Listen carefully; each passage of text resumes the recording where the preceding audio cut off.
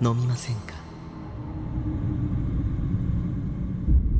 याद है बचपन कितना अच्छा हुआ करता था। जब हम सब छोटे थे तो हमारे साथ सब अच्छी अच्छी चीजें होती थी, जिसकी वजह से हम लोग इस दुनिया को कितना ही अच्छा मानते थे। लेकिन बचपन में एक न एक दिन किसी न किसी का जरूर आता है जिसे हमने खुद के साथ या दूसरे के साथ कोई ना कोई डिस्क्रिमिनेशन या कुछ बुरा होते हुए देखा हो। तभी फिर हम में से ज्यादातर बच्चों को रियलाइज होता है दुनिया इतनी भी अच्छी नहीं जितना हम अभी तक सोच रहे थे। लेकिन लाइफ का मजा भी हम सबको आज जब ही आता है जब बचपन में तुम्हारे फन मोमेंट्स तुम्हारे डार्क मोमेंट्स से ज्यादा हो। लेकिन क्या हो अगर मैं बोलूं कि किसी ने बचपन में हमेशा डिस्क्रिमिनेशन, रेसिज्म और मर्डर जैसी चीजें देखी हो। अब ऐसे ही कैरेक्टर को इस सीरीज में मॉन्स्टर कहा गया है। और क्या हो अगर मैं बोलूं कि जिसके बचपन में डार्कनेस से ज्यादा खुशियां हो, तब उसको दो लाइफ में से एक की जान बचानी पड़े जिसमें हॉस्पिटल का फायदा है। अब ऐसे ही दो सर्कमस्टांसिस में पैदा हुए लोगों की कहानी ये 2004 में आया हुआ मॉन्स्टर एनिमे हमें दिखाता है। रिसेंटली मैंने मॉन्स्टर एनिमे खत्म किया, जिसके बाद इसका एंड इतना इंटरेस्टिंग था कि उसने मुझे इस पर वीडियो बनाने पे मजबूरी कर दिया। जिसमें मॉन्स्टर के बारे में कुछ भी बताने से पहले हमें थोड़ा मॉन्स्टर के प्लॉट के बारे में जानना पड़ेगा कि आखिर ये एनिमे है किस बारे में।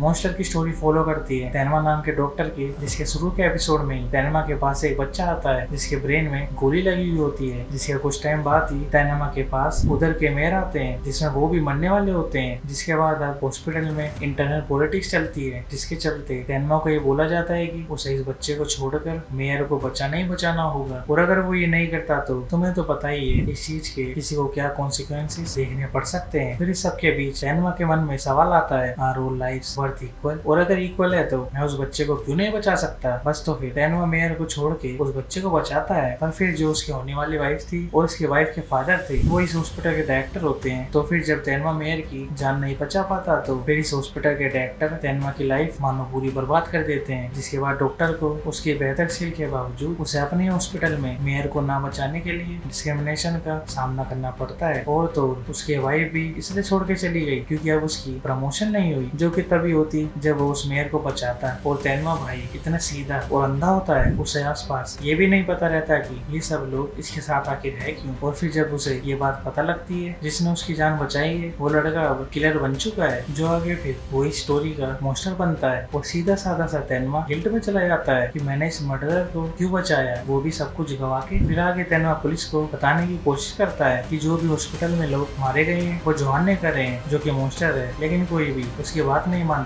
इसलिए फिर तेनमा जोहान यानी उस मॉन्स्टर को खुद मारने चला जाता है। और पुलिस तेनमा को पकड़ने चली जाती है क्योंकि उन्हें लगता है कि जोहान जैसा बंदा कोई एग्जिस्ट भी नहीं करता। अब फिर तेनमा की यहीं से ही जोहान को ढूंढने की जर्नी इस मॉन्स्टर एनिमे में दिखाई गई है, जिसके हर एपिसोड में एक के बाद एक मिस्ट्री आएगी जिसकी वजह से तुम एनिमे में एंगेज रहोगे। और अगर मैं इसके कैरेक्टर्स के ऊपर बात करूँ तो इस सीरीज में सबसे बढ़िया चीज है इनके मेन कैरेक्टर के साथ साथ साइड कैरेक्टर का कैरेक्टर डेवलपमेंट, जो कि भाई इनके ऐसे इमोशन और हर कैरेक्टर के इंटरनल स्ट्रगल्स को इसमें अच्छे से दिखाया गया है। और हाँ, इनका जैसा कैरेक्टर डेवलपमेंट तुम्हें कहीं भी नहीं मिलेगा क्योंकि ये किसी सोनेन की तरह नहीं है जिसमें इस विलन को अपनी पावर से हरा के अपना इंटरनल स्ट्रगल को खत्म करना है, बल्कि ये बिल्कुल रियल प्रॉब्लम उन कैरेक्टर्स की रियल लाइफ और उन कैरेक्टर के रियल लाइफ स्ट्रगल से ज्यादा कनेक्टेड है। जिसमें भाई शुरू में लुंगे डिटेक्टिव दिखाया गया जो तुम्हें काफी इंटरेस्टिंग लगेगा। कभी कभी तुम इसे हेट करोगे लेकिन एंड तक इस कैरेक्टर को तुम पसंद करने लग जाओगे। और ये कैरेक्टर डिटेक्टिव होने के बावजूद भी तुम्हें ऐसे कुछ सोच में डाल देगा कि इसकी लड़ाई जोहान से कब होगी या ये जोहान के सामने आखिर कब आएगा। और आगे मैं नीना कैरेक्टर की बात करूँ तो तेनमा नीना से अपनी जर्नी के दौरान ही मिलता है, जो जोहान की बहन होती है जो उसके ठीक अपोजिट होती है। और भाई मुझे तो इन्हें देखते वक्त ये तक लग रहा था कि एंड तक या फिर कुछ टाइम बाद ही तेनमा और नीना का पैचअप ना हो जाए। लेकिन सीरीज के एंड में मुझे पता लगता है कि साला मैं ही ठरकी था। और मेरे फेवरेट कैरेक्टर थे वुल्फ्रैंक राइमर और मार्टिन रीच, जिसमें अगर मैं ग्रीमर की बात करूँ तो ग्रीमर भी जोहान के साथ उस जगह पे था जो काफी डार्क है, लेकिन इसने फिर भी अपनी सारी एजुकेशन के बावजूद सबको क्वेश्चन किया और हमेशा दूसरों की डार्कनेस पे लाइट फैलाने का काम ग्रीमर करता रहा। और मैं कसम से बता रहा हूँ यार ये कैरेक्टर अलग ही है। और रही बात मार्टिन रिस्ट की, इस कैरेक्टर का